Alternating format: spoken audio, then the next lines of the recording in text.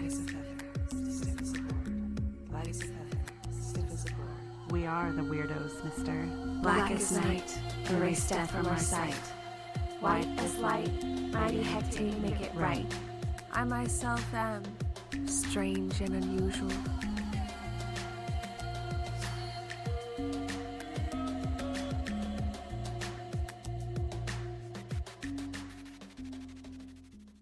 Cast a circle, spark some incense, and grab a cup of tea, because it's time for the Cousins Coven podcast. I'm Sharon. And this is Wendy. Welcome back to the Coven, you guys. We're super happy to have you here today. Yay. If I was going to say, if you hear jingle bells, Yeah. that is my cat. Fox. Yes. We So- just decided to have some cats around today, so that's where we're at. Yeah, pet-friendly podcasting today. That's right. So I had one bit of kind of news to talk about, something that I came across today. Okay, what So is hopefully you're going to like it. It's called Ouijazilla. It is the most enormous Ouija board that you have ever seen in your life that was just inducted into this Ripley's Believe It or Not Hall of Fame. Oh, that sounds awesome. Yes, and they keep it in Salem, Massachusetts. So one day we have to go there.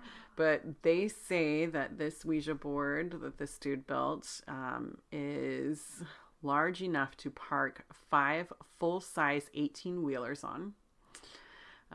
It is heavier than an elephant, longer than a brontosaurus, What? and it is weighing 9,000 pounds. It is humongous. My gosh. I'm looking at it right You're now. looking at pictures, yeah. Oh my gosh, so like a drone shot. It is huge. Yeah. Just taking up this whole park space, and you can walk over it. Mm-hmm. And apparently, I didn't know this, but there's a talking board historical society in Salem, Massachusetts as well. So I think that would be fun. I was like, I want to know if they have a museum. I would really want to go there. Like last Halloween episode, we did a Ouija board Oh, yeah. And you had talked about how they were really heavily manufactured there, I think in the 60s or 50s. Mm-hmm. That's Oh right. my gosh. That's right. And then there's like tips around their Ouija board. It says Mm-hmm. never use alone, never burn a board, never ask when you will die, never use in a graveyard, never leave the planchette on the board. It's always on their board apparently. Yeah. Their giant one. Never ask where the gold is buried. Oh, how old school. And always say goodbye. Okay, that's my rule. Always say goodbye. Yeah. So I guess on October 12th, they had a huge thing in the town center in Salem, Massachusetts, where they had it put up and they had a ceremony for it. Wow. Yeah. So fun. And it looks like it might be, it's the House of Shrek. Is that how you say it? But maybe that's the story. Shrek, the House of Shrek. Yeah, his name is Rick Shrek, the guy who made it. Got it. He is a New Jersey tattoo artist, Awesome. and he constructed it completely out of wood and hand painted it. It almost looks like a gym floor. Right? It's humongous. And it's multiple pieces. Yeah. Very, very pretty. So, if people are holding it, could they do a seance? I wonder. Because this planchette is humongous. It looks like it would take like 10 people to be on the sides of it. Yeah. That would require so much spirit energy Yeah. to push this ginormous planchette. Yeah, for sure. It's interesting. I'm so happy to know about this. Mm-hmm. I love it. I just had to share. I was like, hello, what is this? Yeah, it's super cool. Yeah. I really can't wait.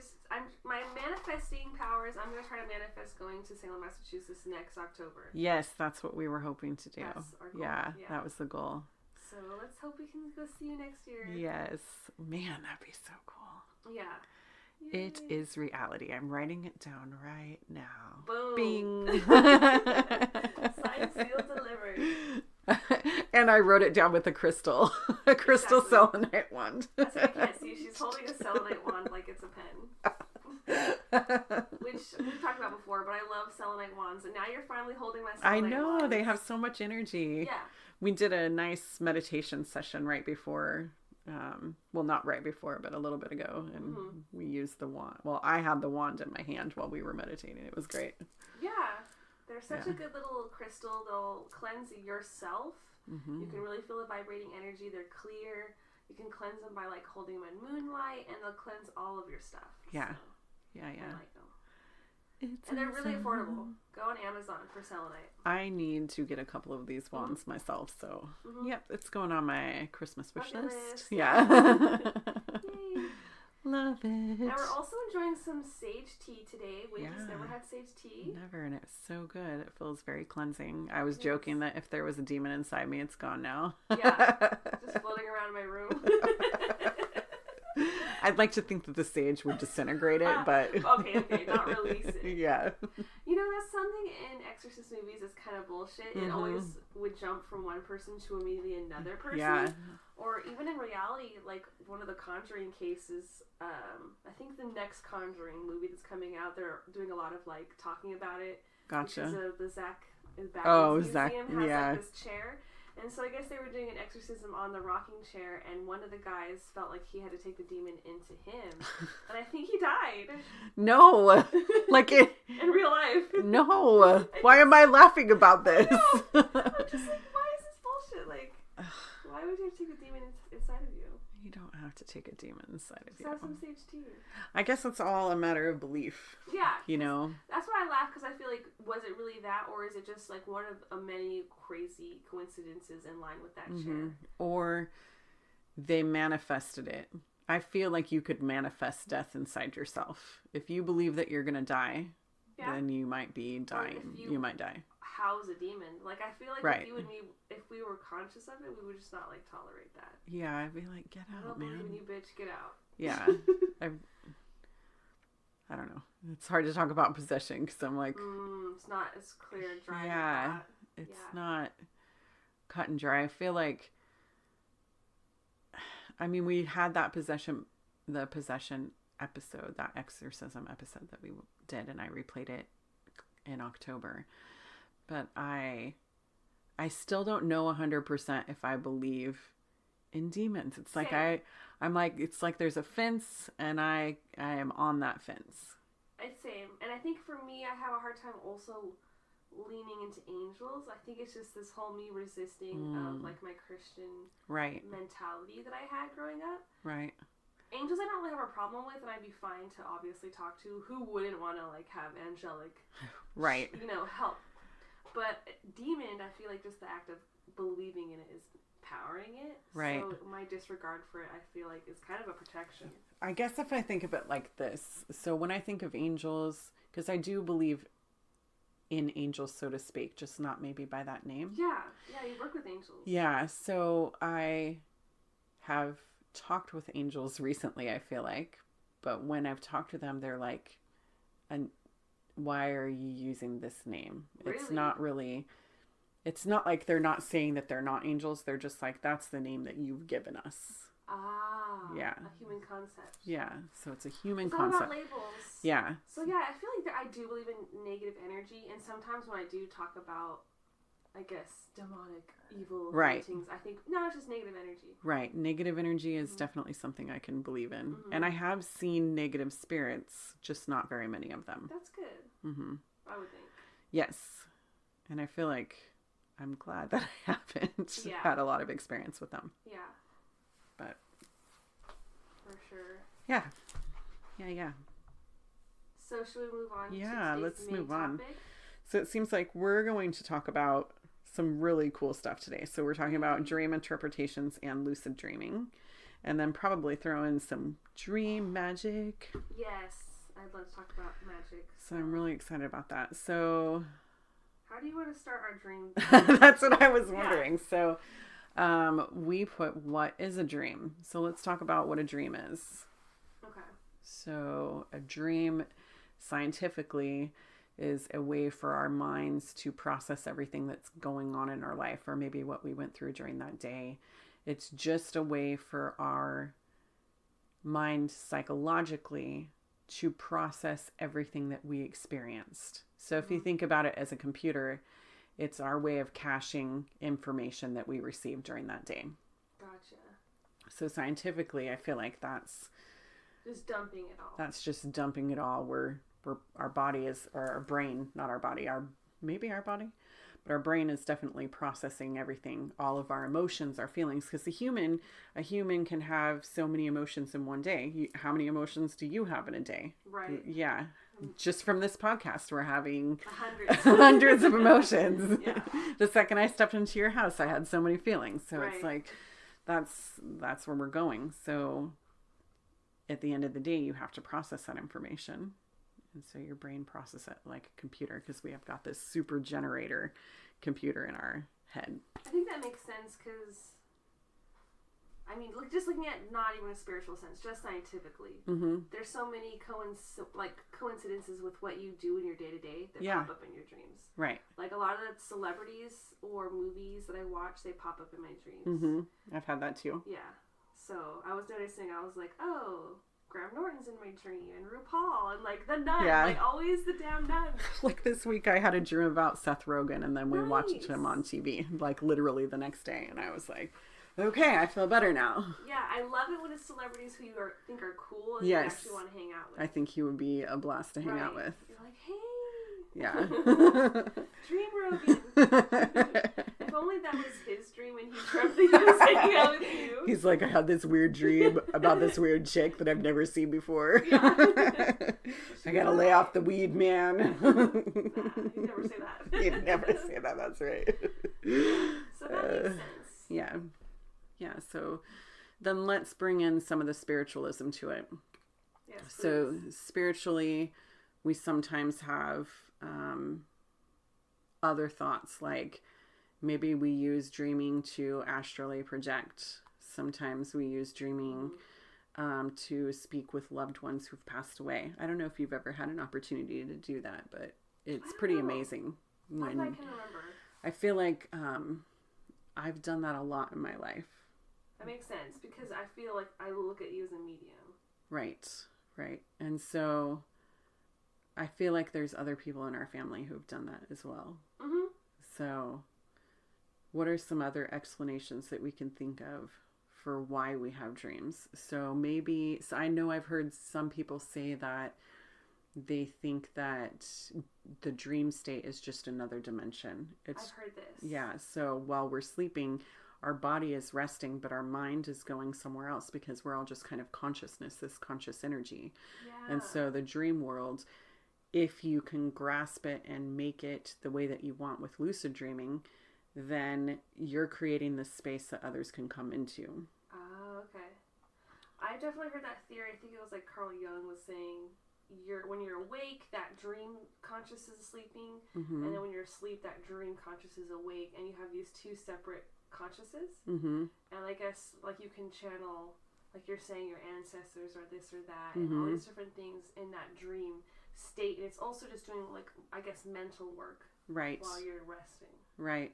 So it's kind of interesting. Yeah. To think about that duality of another Sharon, kind of. Right. And so is it a dream dimension? Or does everybody have their own dream dimension? I like to think that for the most part, most of us are in our own, but there's times where we would go to other places and or possibly could hook up. Like, I think that if we trained to like lucid dream, or if you came to my room astrally, if you could pull my ass out of my body. Right. Or if we were sleeping in the same space. So I do kind of have a story about this. Oh my God, yes. And I totally forgot about it until we started talking. But my sister and I, we went and visited our mom who had been living in Florida at that time. And I was probably in my mid-20s, which still made her a teenager because we're so different in age. But we were at my mom's, and we shared a room while we were there. We shared a bed, and we slept next to each other. And at night, I guess my mom was standing outside of our room listening to us talk, and it was like at 3:00 in the morning. How creepy. I know, but we were asleep. But we both had the same dream. So when we woke up the next morning and we were having breakfast, my mom was like, were you guys you guys were up really late last night. And we both looked at each other and we were like, we were in bed at like 10:30. We were so tired from jet lag. So we were like, no, we weren't up. And she's like, I heard you guys having full on conversation. And then that got me thinking, well, I did have a really weird dream.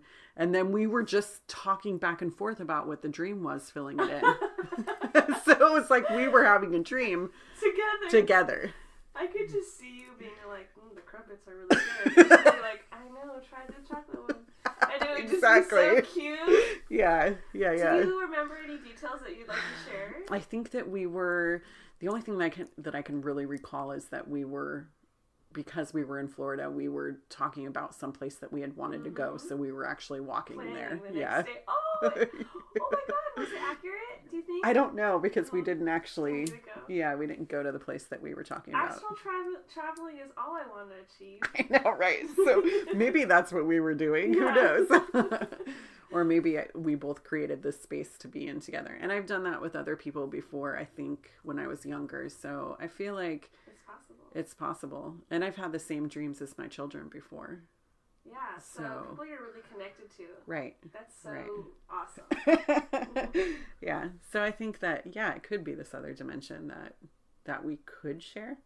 Yeah, I didn't used to think of it as other dimensions. There's something about that freaks me out because I feel like why? Because it's out of my control. Excuse me. I guess. Okay. Or I'm thinking there's another Sharon, the nighttime Sharon. Oh, okay, nighttime Sharon. Yeah, that sounds like very anime. Like I'm going to take over and become the dark version. That's like that thought of there are infinite number of dimensions, and in each of them there's a different Sharon, and she's doing something else. Mm-hmm. And you don't want to know what that Sharon's doing, and you don't want them to overlap. The higher self Sharon, or be the higher self Sharon. Right. Where's that bitch? I need her advice. Just channel her. Right. Yeah. So, and then there's always those prophetic dreams. People who have dreams that seem to be prophetic, and I feel like that's been around since the beginning of time. Mm-hmm. I feel like people have had dreams and then they've come true. Yeah, think about Nostradamus. Mm-hmm. Or even way before that. I think true. In the Bible, there were people who had prophetic dreams. There's always been mystics in every culture and society. Right. So I believe that. Yeah, so that could be a thing. Yeah. So I wanted to talk a little bit about recurring dreams. Do you have recurring dreams? Do you know what I'm talking about when I talk about that? Definitely. I don't currently have them, which I feel like is a good sign. Mm-hmm. There's been times in my life where I've had them.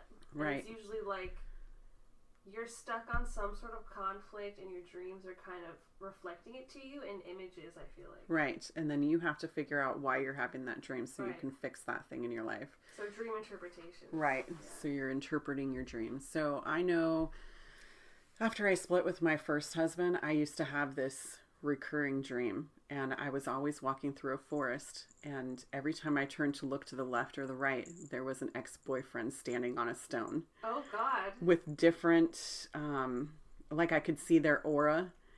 And they were always telling me whichever one I'd pass. And I was scared in my dream. Like I was freaked out. I was like, yeah, I'm like, oh no, they're following me. And so like I'd come across one and he'd be like,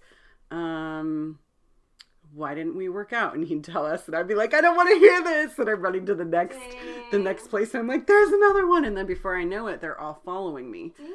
And until I reach the end of the path. And then at the end of the path is the guy that I'm currently dating, whoever I was dating at the time. And I would be like, most likely they would be on fire. That's how it was. That person would be on fire and I would be like, yeah. And I was like, what is happening? And so I had to dissect that and find out what it was that I was trying to get to. And it was that I wanted to be with someone, but I didn't want to be with any of these someones. Yeah. And it was like, what was it about those relationships? It wasn't working. That wasn't working. And what could I do to change that? Mm-hmm. And it wasn't until I met my husband that I'm with now, it wasn't until we started dating that those dreams stopped.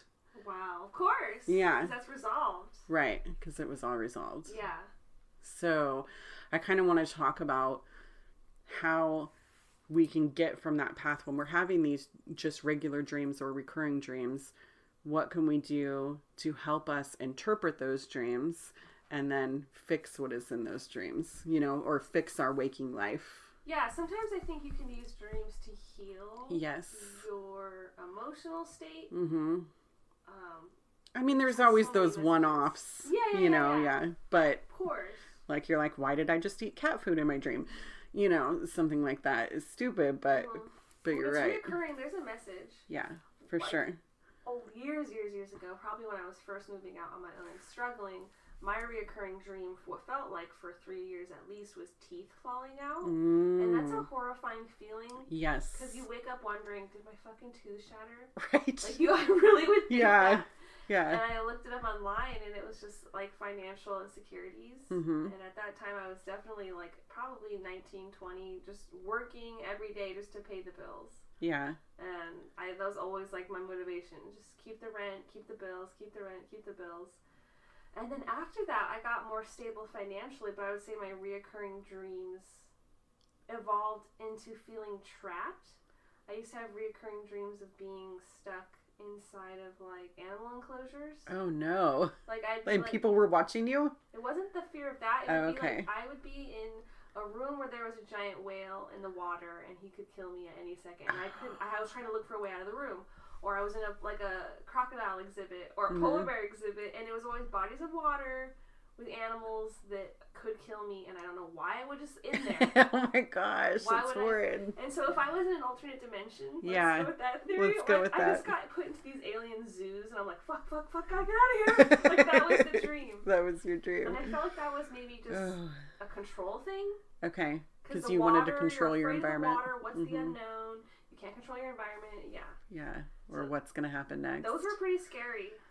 And so, how did you walk yourself through it? Did you just change things during your waking life to get out of that dream, or? I think I had to change my mentality. Okay.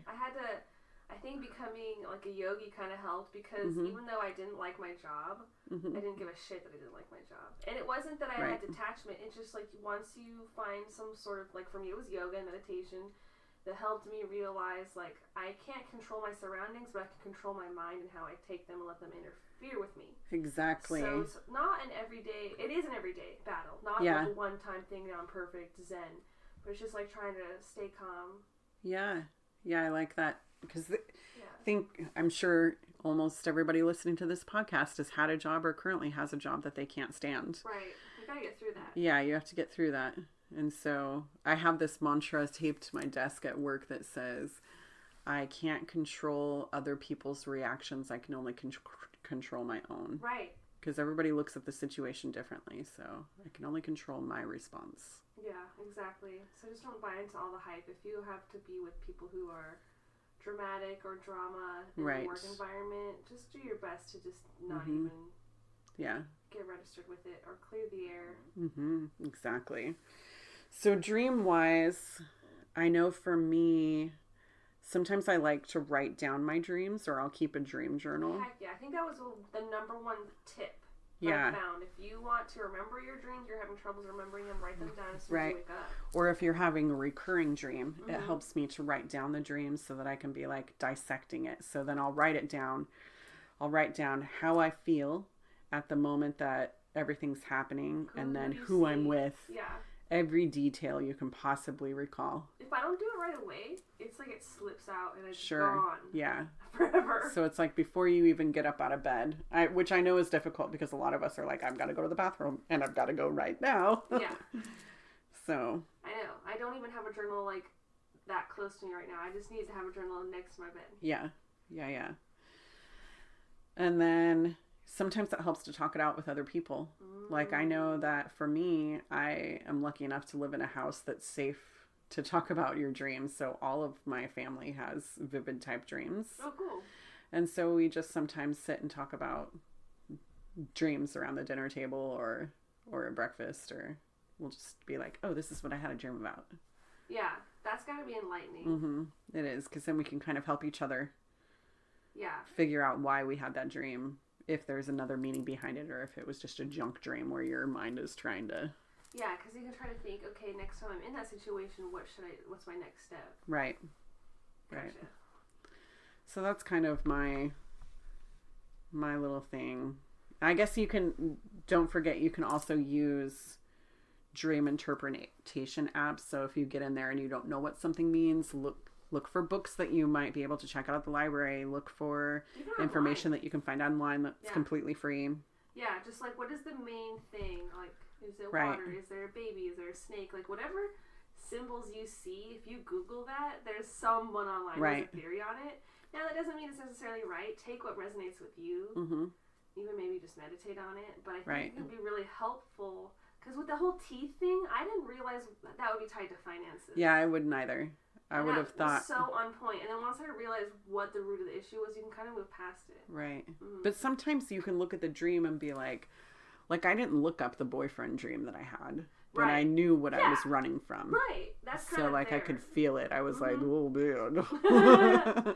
Yeah. Why is this dude on fire? That was probably too just a cleansing of all those past relationships and letting them die. Exactly. You know. It's like I kept feeling like I had to bury them, but really I didn't. I just needed to live with it. Right. Ex-boyfriend effigy. Just burn it. Move on. Burn. Burn. So I really, really want to get into lucid dreaming because that's where we can have fun with our dreams, control our dreams. Yeah. So let's talk about what is lucid dreaming. Okay. So lucid dreaming is that point where you're in the dream, but you know that you're dreaming. Right. And so then you can change. This is when you can learn how to fly. You can learn how to, you can basically do what you want, which I don't have a lot of experience with lucid dreaming. I feel like I've only done it once or twice in my life. Oh, what? Really? Yeah. You would think that I, of all people, would know how to lucid dream. And one of those was only recently, before we even... That's how I knew I wanted to talk about this topic, because it happened to me. And I wanted to do it. Yeah. I'm a micro lucid dreamer constantly. Okay, that's awesome. I can't do big things. Okay. But I can steer the direction out of scary situations. Nice. Or boring situations, but I'm never conscious enough to be like, this is what I want to do, this is where I want to go, this is what's happening, and that's where I want to get. Yeah, that's where I would like to do that too. Create my own space. For me, it's like, I think I started with nightmares, where I've decided that if I was having a bad situation, I would get myself out of it. And even the other night, I was trying to practice lucid dreaming, and I decided, like, before I went to sleep, you have to say something to yourself, like, I'm going to remember my dreams, and I'm going to be able to control my dreams. Like, just say those kind of things, and that's supposed to help you. Right. I even tried putting some essential oils on, like lavender, supposed to help with that. Okay. I even ate foods that are supposed to help, so nice. I had banana. Okay. I was researching, like, different types of foods that could help you induce, like, a dream. I think it was, like, tofu, turkey, maybe pumpkin seeds, almonds. Oats. Yeah.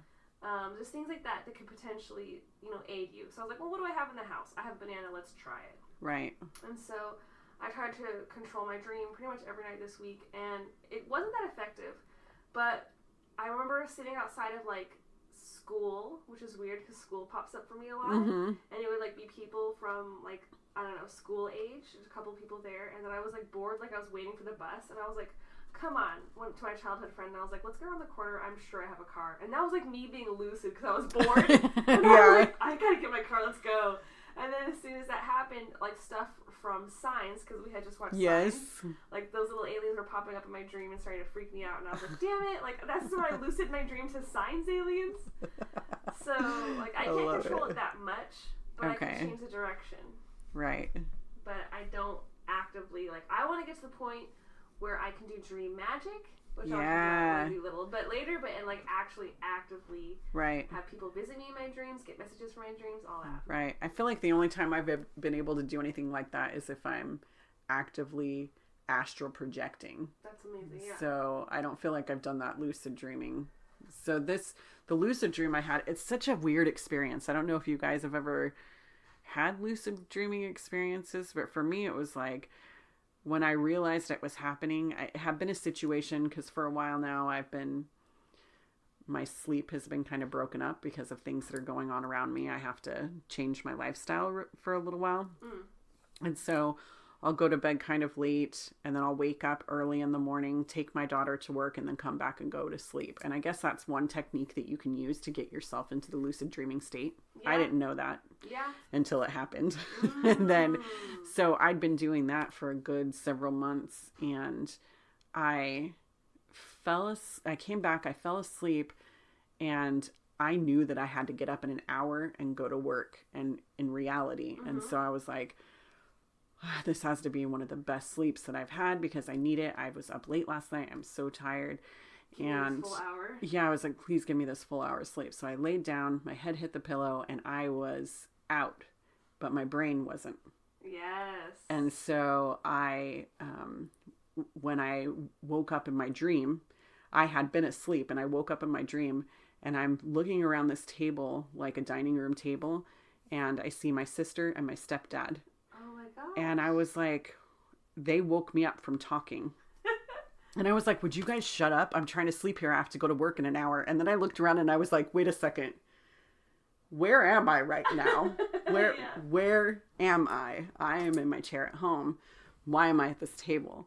And so then they were talking about something I don't even remember now, but I got up from where I was. They were still having the conversation as if I wasn't even really there.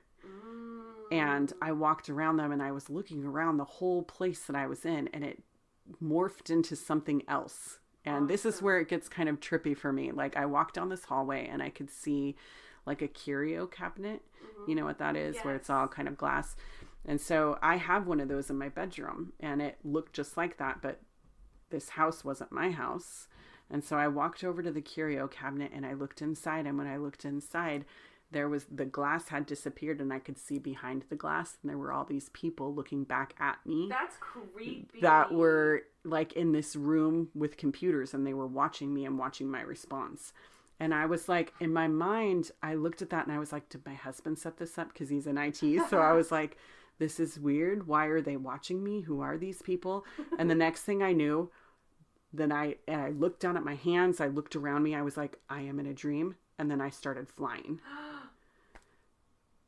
And I just flew into this other space that I had never been before. The next thing I knew, I was on this kind of platform where a train station was. And people were being picked up by these trains. And those are other dreaming people. I don't know. Everybody was being picked up. And I saw this guy next to me. He's like, he looked over at me and he goes, this is kind of weird, right? Whoa! And I looked over at him and I was like, what the heck? And my alarm went off. No! I wonder if he was dreaming and he's like, this is crazy. Yeah.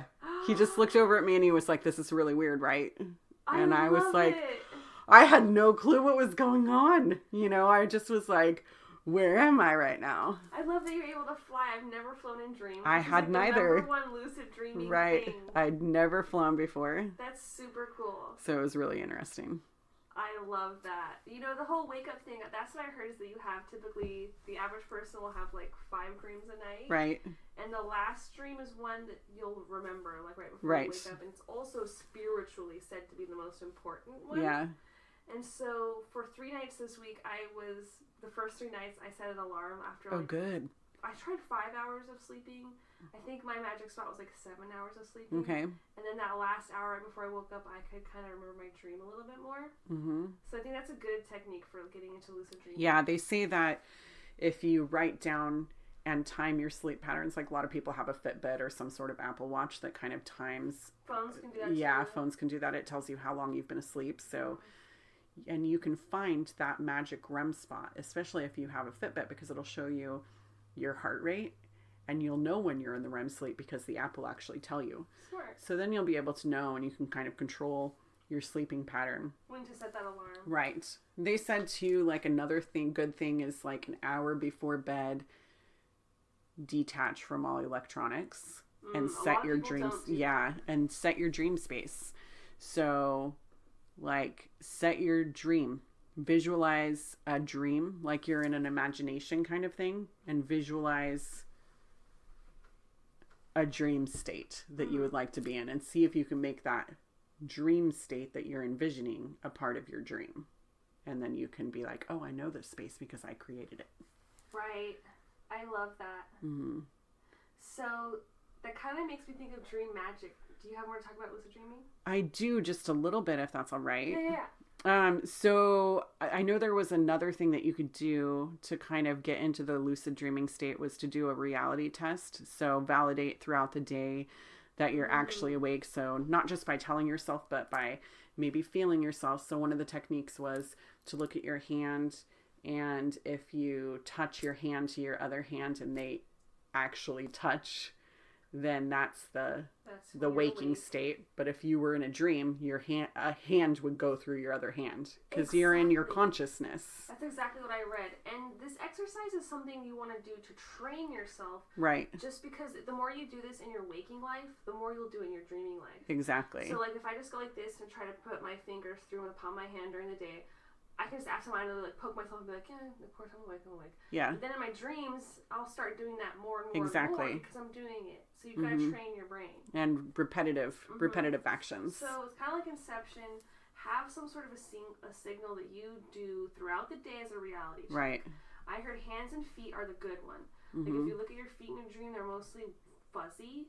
Right. And in reality, they're obviously not fuzzy. So right. That's a really quick reality test. Yeah, when I looked down at my hand, I had no lines on my hand. And I was and I was like, that's definitely not my palm because my lines on my hand are super deep. My dreams are never that detailed. Sometimes they are very fuzzy, where I can see like it's almost like a Monet painting, and everything is like impressionist art. Wow, that's interesting. Yours are vivid? Vivid. I've always had vivid dreams. From as far back as I can remember. And I don't know if that's because, I don't know if you know this, but in lucid dreaming or even dreaming, it can sometimes trigger a DMT experience. Because DMT is produced inside of our bodies. Right. So DMT, you guys, is that magical drug that supposedly if you take it, you will get some sort of otherworldly experience. Right, which is a natural chemical that we do release when we die. And sometimes when we're sleeping. Interesting. Yeah, so when we're born, when we're dreaming, when we die. So those are the 3 times that DMT can be released in your body. So it's said that if you start listening to lucid dream music before bed and you start prepping yourself for the lucid dreaming or astral projecting or any of these kind of otherworldly dream states, that's when your DMT can be released and you can actually create that experience. That's awesome. So let's keep lucid dreaming. Right? I was listening to lucid dreaming music a lot this week. I felt like the first 3 days were more successful. And then the second half of this week, I was just too sleepy. Sure. Yeah. But I mean, the more we do it, it's like the more that we do it, I think the more common it can be. Yeah. They sent another tip with lucid dreaming. Since you're already doing your journal writing for writing down your dreams, you could also write down the steps that you took to get to the spot for the dream state and what you did when you woke up. Yeah. The first few minutes when you woke up, what your feelings were, that kind of thing. And if you're constantly writing it down and reading those before bed, it gets you in that mindset. That's what I was trying to do this week. I would write, okay, what did you do to prepare? I had a banana, I listened to this song, blah, blah, blah. And so I think if I did that literally every night, I'd have better results. But we really shouldn't stress it like you have to do it or can do this all the time. Right. I did read that it's extremely common for you to be able to phase in and out of lucid dreaming. For years, never do it. Do it sometimes, or do it all the time. It's not something that we can really control. Right. So don't feel bad. Yeah, some people said too that when you're lucid dreaming, it can sometimes release that sleep paralysis, which none of us like sleep paralysis, right? It's one of the scariest things. So I prefer not to get into that habit. I have heard people who are afraid to astral project because they don't want to. Right. But I would like to go to that other place that I was at to see. I would like to go back to that train station to see what it was all about, where I was at, and if those were other people who were also. It was like they were just hopping on these trains to go somewhere. Right. You woke up at the interesting time. Yeah. And then I was like, man, I don't know what was going on. If you think about that train station before you go to bed and keep telling yourself, I'm going to go to that train station, keep maybe I'll go back. Let me know. Okay. How that goes. All right. Yeah. Interesting stuff. So you ready to move on to the next? Where are we at? We're at Dream Magic. Oh, yay. Yeah. Okay. So I feel like, lucid dreaming and dream magic kind of coincide. So what I was reading is that a lot of old school spellcasters would kind of look at their dream world as not really something that's happening to you, but something that you can control. Oh. So you're supposed to kind of guide and control the whole dream process. It's not happening to us. You know, we do it. And that, like we were talking about, you can talk to your ancestors, you could talk to gods or goddesses, your higher self, spirit guides, and you can even have like an astral altar or just a safe place that you try to think about before you go to sleep. Like, let's say it's a beach or a meadow, a forest, whatever. And then you try to go to that spot every time, and maybe you'll meet like important people who come into that dream and give you messages. That'd be cool. Right. So that's I was kind of trying to channel is like I really like to work with the goddess Hecate, and she is such a badass goddess. She's like the goddess of witchcraft, the paranormal, the crossroads. She has like 2 dogs usually seen with her, a snake, an owl. Like, she just is kind of a good gatekeeper. So one of her symbols is keys. So I'm trying to tell myself, try to like see Hecate in a dream and get like some keys, and these keys will unlock different dream astral planes. So I'm just trying to like think of ways that I can incorporate, you know, magic. Yeah. But I feel like it's going to be a long process. I'm like, we're going to be at the thrift store just looking for keys that you can keep near your bed or under your pillow. Skeleton keys. Yeah. So there's a lot of cool ways that you could like do it. And this isn't necessarily a new concept. So the ancient, I guess, Egyptians and people in Greece, they were really big on dream interpretation, dream magic specifically. Like, you can find a lot of writings about them doing, like, sending spells through dreams. And so something they would do back in the day is, like, they would try to, like, do love spells and do lustful kind of magic to kind of send that person, like, that dream, almost like an inception. Oh, yeah. So there was one, I think it was an Egyptian prince who was doing a spell towards this other lady that he wanted to have a courtship with. And so he would use some sort of something to represent her, and then he was pouring like fruit juices on it to kind of be enticing and get like, I guess, like sensual juices flowing, all that good stuff, that juju, and get her to have like a love dream. But they did believe that they can't control anybody. It would only be kind of like just putting the seed there, and they do what they want with the information. So they planted it. Yeah, and so that magic spell was how, I guess, was it Anthony that was born? Let me double check. Alexander the Great? Alexander the Great was born that way, apparently. Okay. They were a love spell, and they would do different things, kind of like, you could do a spell to invoke an angel to come talk to you, and so each hour of the night there's a different time for a different angel, which sounds really cool. That would be right up my alley there. Yes, so you would do, there's 12 spirits or angels who kind of like govern the different hours of the night. And another way you can kind of work with them is with the goddess Selene, the moon goddess. And so they work with her as her messengers. So I like this Selene moon goddess thing. That works very well with my pagan Wiccan vibes. I guess you could kind of like go to them for information if you had a question or what you should be working on in life, or just like, do you need healing? Apparently you can do healing spells, which is really sweet. I feel like I should be doing stuff like that right now, like just doing healing magic. People have claimed to do lucid dreaming to actually like heal themselves from little illnesses. So like one lady had eczema, and she lucid dreamed to like try to pull that out of her body.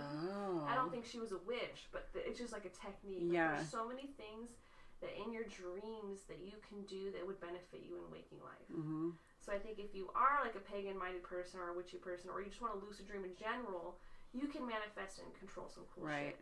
I feel like in First Nation they used to dream about spirit animals. Oh, like as guides, or as guides, and so maybe they'd lucid dream and meet them in the forest. That's really cool. And then the animals would show them where they needed to go next in their life. That's what I want right now. I wanted that kind of a lucid dream, but instead I just go to look for a car. Right. In the parking lot. That's all I can really do. Mundane things. Yeah. But maybe that'll change as time goes by. And yeah. I'm hoping so. I would like, so there's one herb that I was reading that's like a witchy herb that could help you have lucid dreams. Oh. Which is mugwort. Okay, mugwort. Yeah, that apparently that can kind of enhance your dreams if you're having a problem remembering them. That you'll have more vivid dreams. So maybe my dreams would go from kind of blurry to more vivid. Right. And some people are like, whoa, it's too intense, I don't want that. But I would be down. But you kind of have to be careful how you take the mugwort. Okay. Like the essential oil, I guess, isn't that safe. You can use it as for tea, though. So So maybe drink some Oh, mugwort so tea. like the mugwort tea, yeah. Yeah, you could do that. There's a couple other suggestions. Like put it on your pillows. Okay. If you want to do it like that. And it's not dangerous to breathe in or ingest that way? They say that it can be. That's why Okay. it's not safe to have the essential oil, because I guess it's a little bit more concentrated than when it's in other forms. Okay, gotcha. But when you're going to do the dried botanical herb in your tea or on your pillow, that would be safe. Oh, So I guess, yeah, it has to be a dried herb. interesting. So I don't even really know where to source mugwort. I think that there may be a couple places in town or online that you could purchase it. Yeah, so I'd be kind of curious to try that. Yeah, that'd be Mugwort interesting. tea. Apparently it has a bitter taste, so some people don't really like it. Yeah. Interesting. Yeah, but I think that Dream Magic sounds like it would be a really, really cool place to be and in functioning, and I would like to kind of utilize that in my life. Yeah, for sure. I like that. Love that Dream Magic.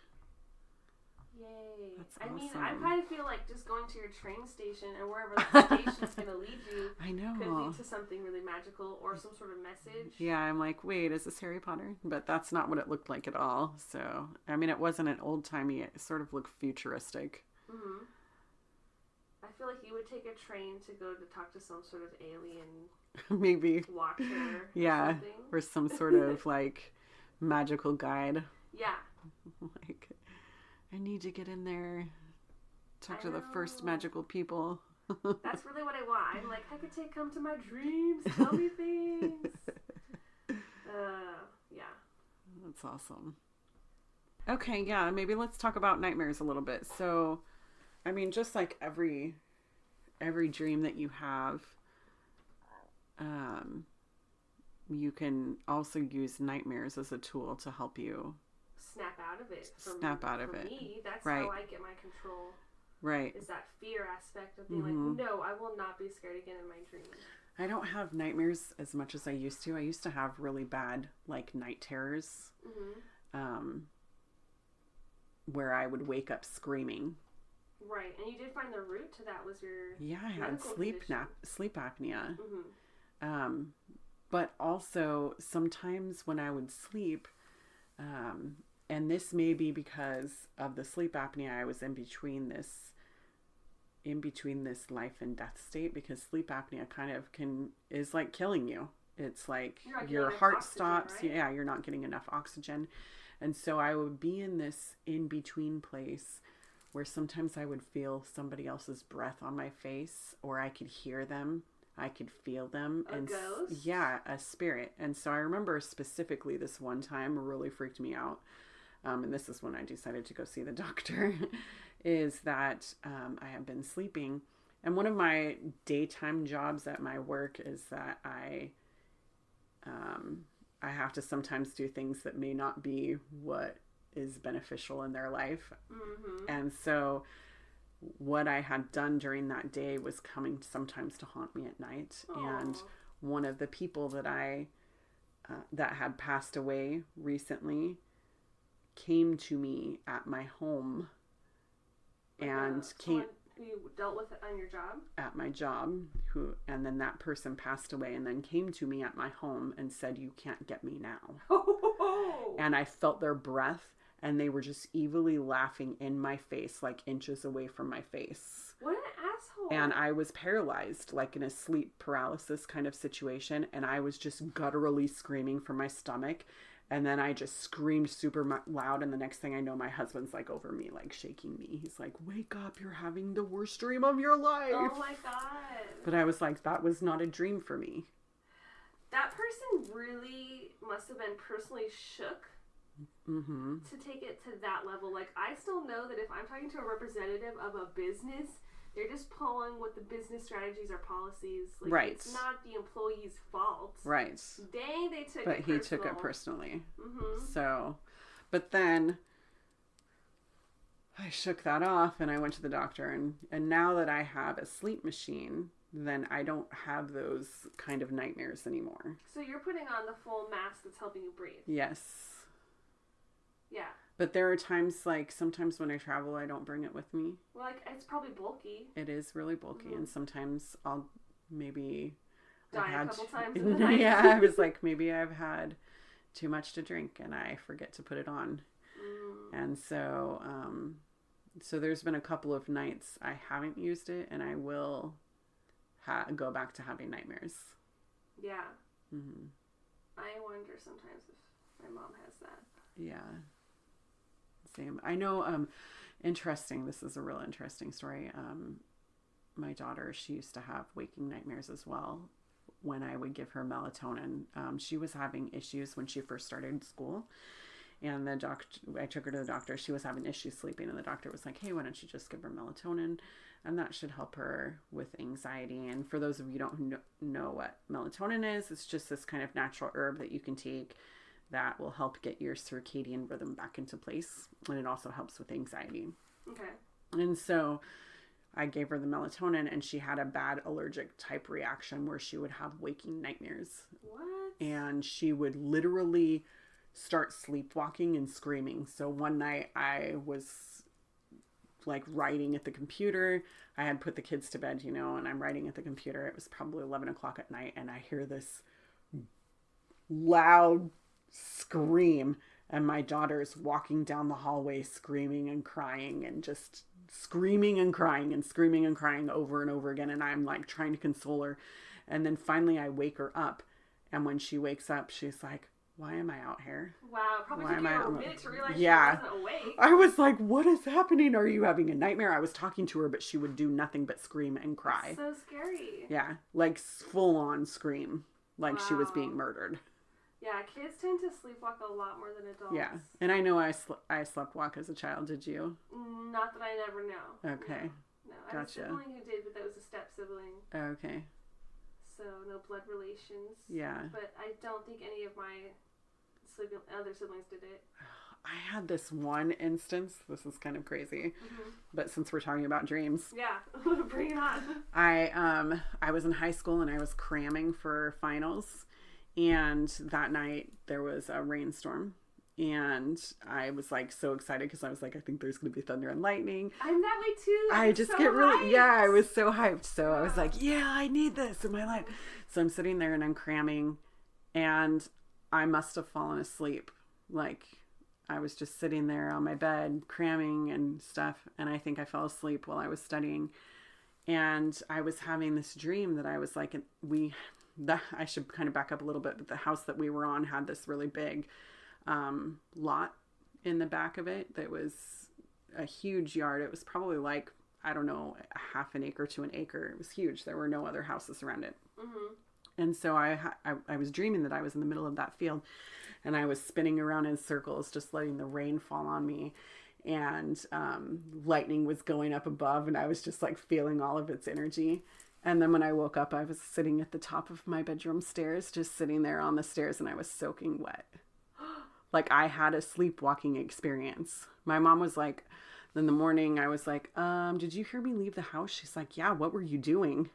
There was a huge storm going on outside, and I was like, I was sleepwalking. Dang. So just out in the middle. Enjoying the rain. Enjoying the rain and thunder and lightning. Oh my gosh. That's pretty scary if you can't control yourself. Yeah. I've heard of people who woke up from, or tried to wake up other people and their family members from like going out second story windows. Oh my gosh. Like, people who are sleepwalking can be a danger to themselves. Yeah. My mom said that I used to walk around outside sometimes. I'd leave the house and she'd have to follow me. Yeah, I don't know if that's something that you could control lucidly. I don't know. Because to me, when I was doing it, it felt like I was doing it, but in a dream. So it's different than a lucid dream? Mm-hmm. I felt like it was different. So it was like I was doing it, but not doing it. Yeah. Very interesting. Mm-hmm. So it was kind of like what my spirit wanted to do, or maybe I was possessed. I don't know. It is weird. I don't know the science behind the nature of sleepwalking. Yeah. But it is interesting to think about, because just trying to think about controlling your dreams and all that kind of stuff. Like if you're actively controlling your dreams and like, ooh, I'm going to eat all the desserts I want because I don't get calories, and then you just wake up and you're in the kitchen. Yeah, that'd be really bad. That'd be so bad. I'd be like so mad at myself. Yeah. That's what what I hear is possible on Ambien, but I don't know if that's true. I've taken Ambien before. Did you have crazy dreams? I don't really remember. It was so long ago. But I remember that my ex-husband used to take Ambien, and one time I heard him get up out of bed, and I was following him, and he went downstairs, and he thought he was going to the bathroom in the bathroom, but he was pissing in the closet. No! And I was like, wake up, stop doing this. No. And then he was like, oops, sorry. I'm like, you're cleaning that up tomorrow. I would just be like, what else have you pissed on? Like, how many times have you done this? It's the worst. I remember we would take it and try to stay awake because they said that you may have a hallucinatory experience. Right, that's what I've heard. People fight it. Yeah, and I really didn't have that, but he was like, this was back in the day when we had like speakers on the ceiling, but you could see all the wires, and he thought they were giant spider webs. And I would like to fuck with his head. Be like, a giant spider's coming after you right now. Oh my god. Then he'd be like, and he'd Such a pull the jerk. blanket up. I know, I'm so mean. That's why we're not married anymore. Yeah, exactly. That's funny. Not because of that, but probably because he deserved it, or you were having fun I with was it. just having It fun. just wasn't right, yeah. Yeah. That's super funny. Yeah. So Dreams are crazy. I Yeah. would say try to interpret your messages. Definitely write them down. At the very least, I think you can deal with a lot of subconscious anxieties, mm-hmm. you know, and Yeah. kind of bring them to light. That way you can conquer them. Mm-hmm. That would be my main goal. I definitely want to try working on having more DMT-like experiences and releasing that in me. Like, So you feel like you've done that at least once on your own? I feel like I've had several DMT experiences. Not taking it. Yeah, not taking it. Yourself. Inducing it myself. Just to clarify Mm-hmm. for listeners. I've never taken DMT, but I feel like I have had DMT-like experiences Through meditation. Yeah, that's really cool. And meditation is supposed to be another good thing that you use for lucid dreaming or astral projection or any of these type of dream things that you want to accomplish. Yeah. So I feel like that would go hand in hand with magic as well. Exactly. Once you could lucid dream, once you have a grasp on that, once you've been meditating and you're kind of building your foundations, then I think dream magic comes in. Right. And then you can bend it whatever reality you want it to be. Yeah, like I would love to have an astral altar where I can do magic in my sleep. Basically be Doctor Strange. Like when I watched that movie and he was doing magic and reading in his sleep, I was so jealous because it only took him like a week or two to do. Yeah. I was like, this is bullshit. Do they realize how long that takes in real life? I'm trying. Yeah. No. That would be awesome. I'm trying to do this new thing. I don't know where I heard about it. I don't know if I read about it somewhere, but I'm trying to do this thing where in my waking state, I can be sitting meditating and I'm trying to project my spirit out of my body to maybe go into my house to touch something and then go back. Astral project. Kind of an astral project, but Exercise. full on awake in the middle of the day kind of thing. Oh, awake in the middle of the day. Yeah. Wow. So I feel like I've felt myself leave my body and not get very far, but I'm not really, and I'm kind of not really looking at my surroundings enough. So hopefully I'll keep you guys posted, but this is one of the things that I'm practicing to try to do. That's great. You do a lot of out-of-body meditation and experiences and astral travel as is. So. Yeah. So it's just one more thing I want to try. I don't know why. Just sounded like... It's a good exercise. Yeah, it sounded like a good way to strengthen. I mean, if I'm going to try to... I don't know, I've always had this fascination to try to close a door by itself or open up a cupboard or bring myself a spoon because I'm lazy. So if I can do that kind of astrally moving things, then maybe I can try to do it in my waking life. If you could become Carrie. Exactly. I'd be happy. We'd never get up again. I'd just be like, I'm so fat and lazy. Yeah, just open your mouth. A Pringle floats in. Now I have magic powers. Yeah, that's all we've been working towards, is so we don't have to move. We would just change the channel and feed ourselves. This is so bad. And then instantly you lose all your powers because you're just like melting away. Yeah, you're just becoming a lazy slob. Okay, that's not what I want. It is though, but it isn't. But it isn't. I just think that I would also like to astral project more into space. Like, I want to meet aliens out there. So yeah, I definitely want to do that. So it's like all these things that we can do in and out of dreams, in and out of our body. Yeah, and I think it's, everyone's at different levels. We'll see.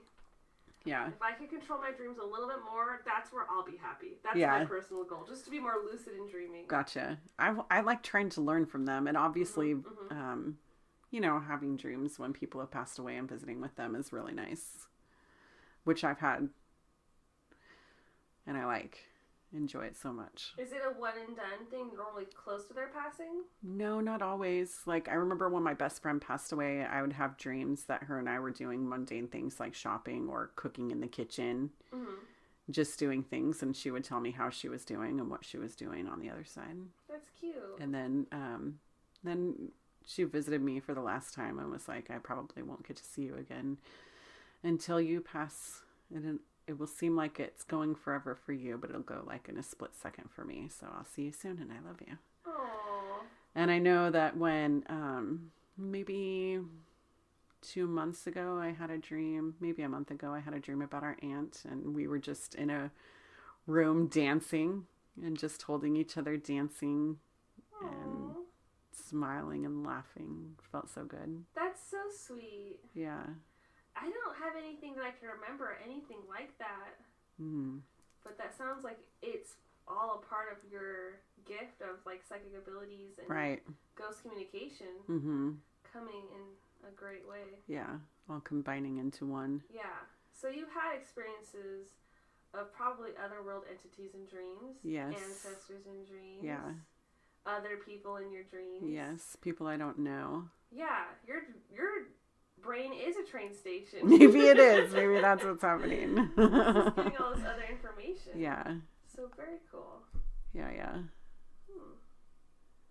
Now we can work on it together. Yeah. See what happens. All right, guys. Should we wrap it up? Should we wrap this up? Yeah, it's been a good discussion on dreams. That was a lot of fun. Yeah. Thank you guys for listening. Make sure to join us next Wednesday. We're going to have another episode. And in the meantime, you can find us on Twitter, Facebook, Instagram at Cousins Coven. And check out our blog at cousinscoven.home.blog, where you can find all of our witchy words of wisdom, spells, and all of our archive podcast episodes from season 1. And if you guys have any research suggestions, witchy questions, fan mail, or your own paranormal experiences, we'd love to hear from you, and you can send them into cousinscoven2@gmail.com. So please like, subscribe, and share with all of your witchy and weirdo friends. And may you find happiness in your heart, love for yourself, and joy in each other. Blessings to all.